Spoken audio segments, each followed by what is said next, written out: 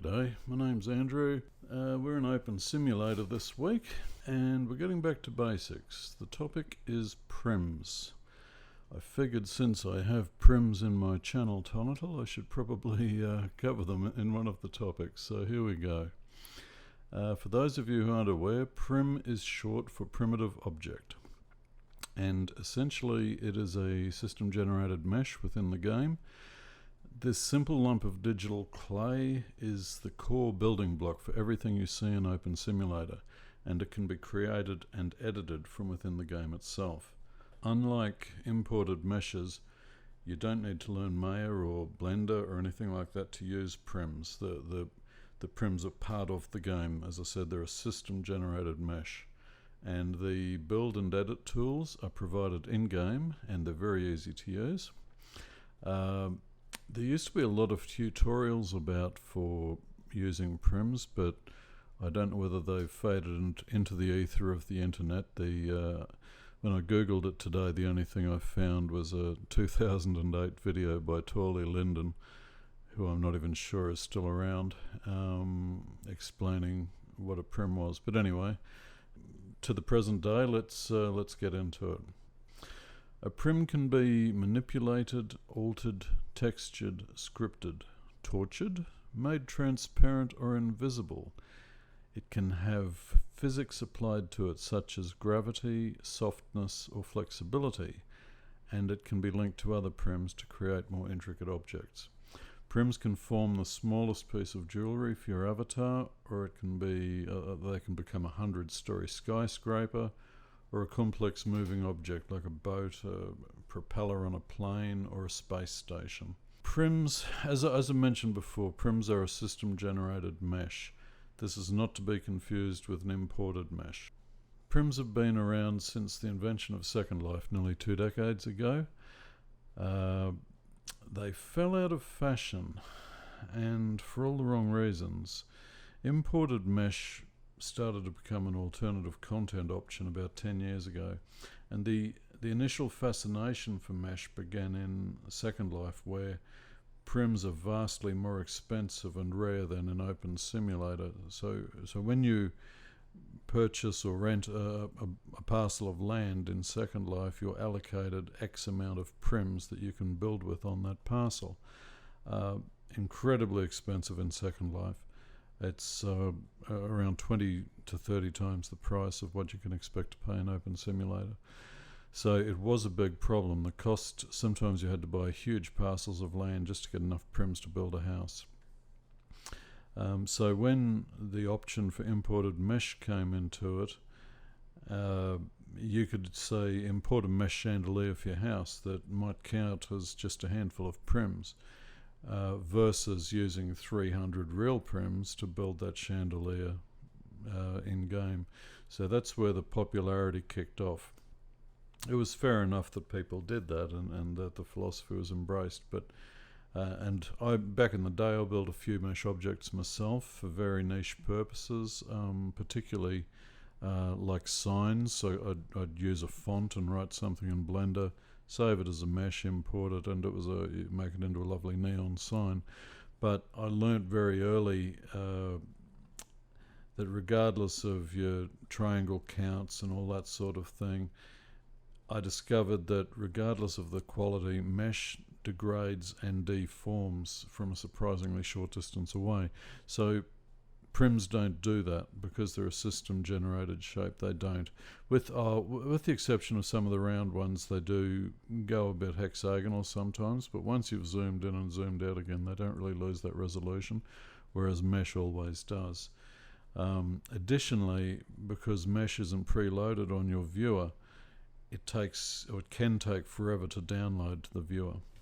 So if you get a bunch of meshes in the one scene, it can just be awful. But initially it was just a phenomenon in Second Life. Unfortunately, I went back.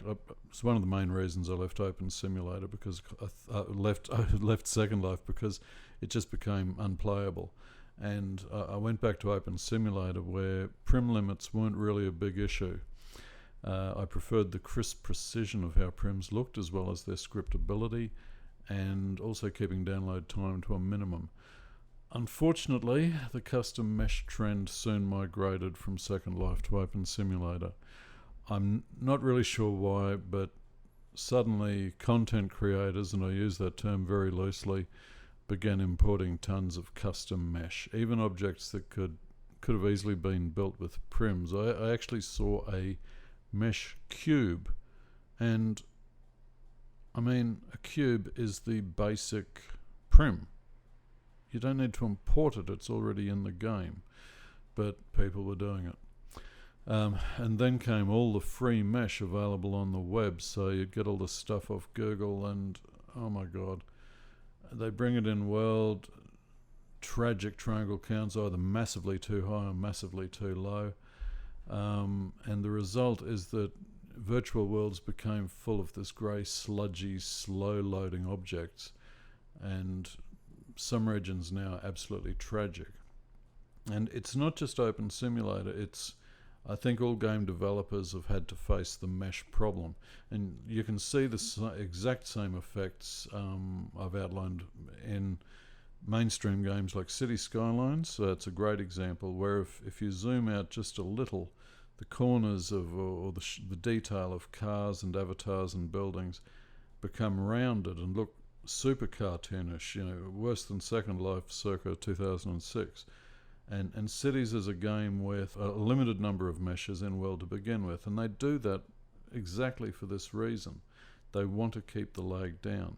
Now you start importing or start adding imported mesh assets from Steam, you start adding those to Cities, and watch how quickly the game starts to lag. The effect is exactly the same in OpenSimulator as City Skylines, because both games have large scenes with lots of graphics going on. If you zoom out and the mesh objects lose clarity. Probably of all the games out there at the moment, the only one that pulls off mesh really well is The Sims 4. But the trade-off there is that you only have a very small scene, so you might just have a house and all the assets within. Well, that's not too tricky to manage, especially when the game takes a whole minute to load those meshes before you even see anything in your viewer. But yeah, so it shows that small scene, and if you zoom out, all you see is empty content. It ghosts all content that isn't in the immediate vicinity. So all these other games are aware how massively lag-inducing mesh is.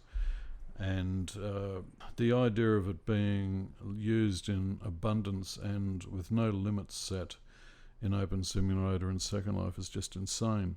I visited regions in both of those games that even after 10 minutes they still can't display all the content in that region properly due to the unnecessary use of meshes. As I see it, region owners probably don't realize how long their objects are taking to load, because those objects are already in that person's viewer cache, because they've loaded individually over weeks or months.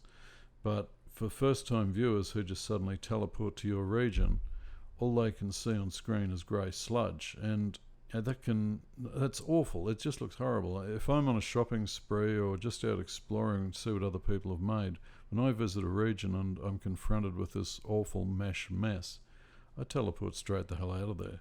No matter how special your content is, it's not worth me wasting 10 minutes of my life waiting for it to download. That's just nonsense. You wouldn't take that sort of thing if you visited a website or any other digital medium, so yeah, it's just not going to happen.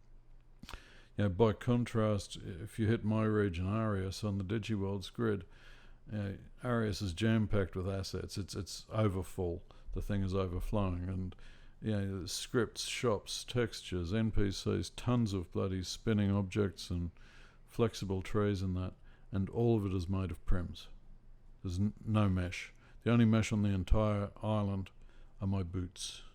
I have a couple of really cool mesh work boots. That's it. Nothing else is made of mesh. The whole lot from an empty viewer cache takes about 30 seconds to download, even with my dodgy Australian internet. You just can't compare it. Over the years, all that I've seen and learnt from imported mesh is that prims rule.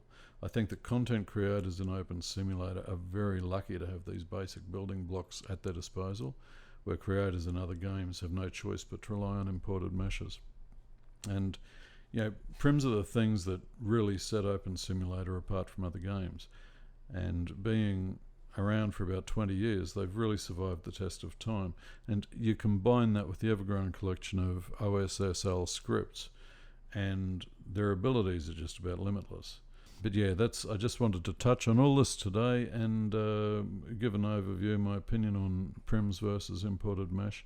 Over the coming weeks and months, I'm going to make a series of videos showing what you can achieve with prims, and maybe do a few tutorials and shared projects that you can take part in along the way.